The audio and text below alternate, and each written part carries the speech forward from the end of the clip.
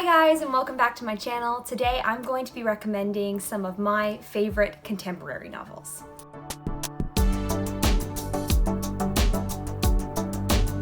If you're new here, hi, I'm Fina, and I create bookish videos with topics ranging from recommendations and reviews to discussions about tropes and trends that I see happening in the book world and in storytelling in general. Please remember to hit the subscribe button and ring the notification bell so that you don't miss a single one of my videos. A few years ago, contemporary was a genre that I barely ever reached for. I was not drawn to the genre at all, but I have found a few favorites in that genre that makes me want to try more because I do love some of the books that I have found while reading contemporary, and I am so excited to share all of my favorites with you guys today.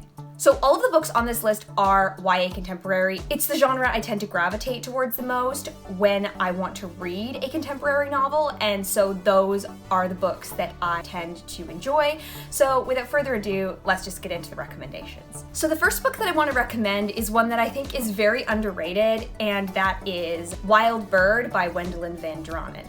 I read this book for a book club back in December, and I loved it so much. I honestly didn't expect to love it as much as I did because it really didn't look like the kind of book that I would read normally, but I ended up reading this in half a day. I just devoured it, and I thought it was just so good.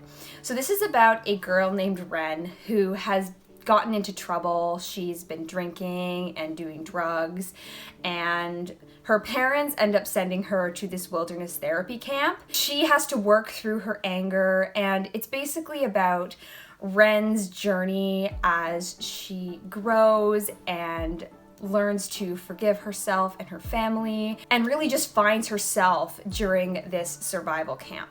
And I loved it. I just could not put this book down. The chapters are extremely short, and Wendelin Van Dranen's writing style is very brief. It's very straightforward and to the point, and it's very easy to read. I loved Ren's journey and her growth. I thought that it was amazing. I ended up really appreciating the way that her relationship with her family developed. I think that that was a really interesting thematic element that I personally really enjoyed. There is no romance in this book, which I think worked very well. I liked that it focused more on Ren's journey and her reconciliation with her family and her growth as a person instead of diverting attention to a romantic subplot that ultimately wouldn't have added much to the story. I think that this book just does such a fantastic job in terms of character growth, and I do highly recommend it for that. So the next few books that I want to recommend are all by the same author, and that is Bridget Kemmerer's books.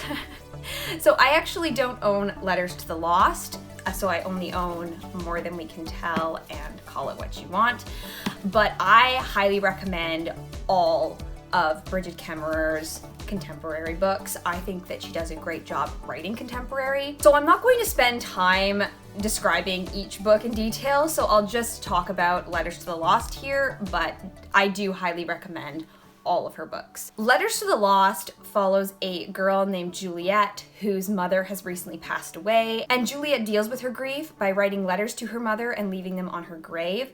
One day, someone finds one of her letters and writes back to her, and that's kind of the way the book starts. I had originally seen this book recommended on Murphy Napier's channel, and I just fell in love with it. I loved it so much, and this was before I thought that contemporary romance was a genre that I would like. I didn't think that I could love a contemporary romance as much as I ended up loving this book. I just really loved the character development and the growth of the two characters, Juliet and Declan, and their relationship. I love that it was slow burn. It is the best slow burn ever. This book does tackle some difficult themes, but I think it tackles them so well. I also really appreciated the inclusion of a Christian character in this book. I don't really see a lot of Christian characters in mainstream media that aren't portrayed as stupid or a villain, and so it was really nice just to see a Christian character who's just normal, you know? I loved the way that Bridget Kemmerer wrote his character. It just felt so authentic to me, and as a Christian myself, I just really appreciated that. More Than We Can Tell, which is the sequel to Letters to the Lost, is actually all about this character, and I really did love this as well. The romance in this is not slow burn, but I still did really appreciate this book, and I loved the characterization in this book. And Call It What You Want is a standalone. It isn't connected to the Letters to the Lost universe as far as I'm aware, but it is extremely good as well. It's another contemporary romance that also deals with some very difficult topics at the same time, and I just think that these books are so worth reading. They are just so well written, and the character development is so good. And these are some of the only romance novels that I can recommend with my whole heart because I love them so much, and I would highly recommend picking up at least one of these at some point. The next book that I want to recommend is Eliza and Her Monsters by Francesca Zappia. This book is about a girl named Eliza who has created this wildly popular webcomic called Monstrous Sea, but her IRL life is just a disaster. One day, Eliza meets a boy who turns out to be the most famous fanfiction writer for Monstrous Sea, and they end up forming a friendship. So this book deals very heavily with Eliza's anxiety, so it does have a lot of mental health representation, and I think that it was written very well. I also loved the format that this book was told in. It is told mostly through first-person narration, but it also just has these comic panels from Eliza's comic just spread throughout, and it also has these chat message sections in the book, and I just think that that was a really interesting way to tell the story. I love books that kind of break out of the traditional mold of storytelling and try new things, and this is definitely one of those. I loved the art style in this book. And while it wasn't a favorite of mine, I still think that it's well worth reading. I intend on rereading this book because I do think that it's really good, and I would highly recommend it. And the final book that I want to recommend is one that I was so not expecting to love as much as I did because it is not my thing at all, and that is The Sun Is Also a Star by Nicola Yoon. Now, I hate Instalove with everything in my heart. I can't stand Instalove, and this book's premise is Instalove. This book takes place in a single day, and it's a romance, so it will be Instalove, but I actually really loved this book.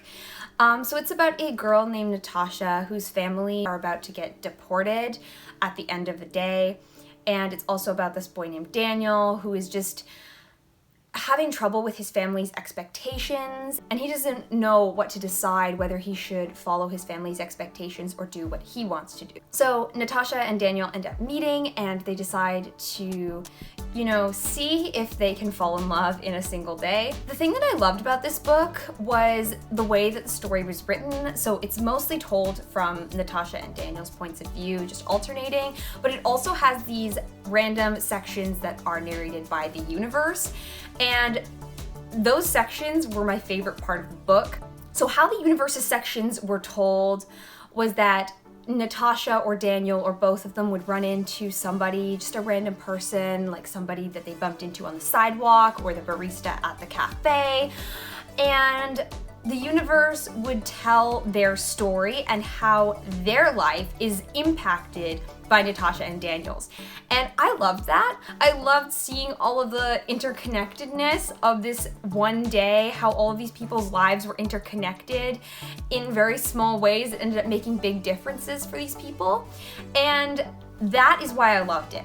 I personally was not a fan of the romance or the Instalove, but I still really loved this book because of that element, because of how the story showed all of these different people's lives intersecting and what that meant for those people. And I just think that that was such a cool way to write it, and I ended up rating this book 5 stars. I ended up dropping it to 4 afterwards because I was very emotional when I finished this book, and I kind of looked over the issues that I had with it when I rated it, but I personally still would highly recommend this book.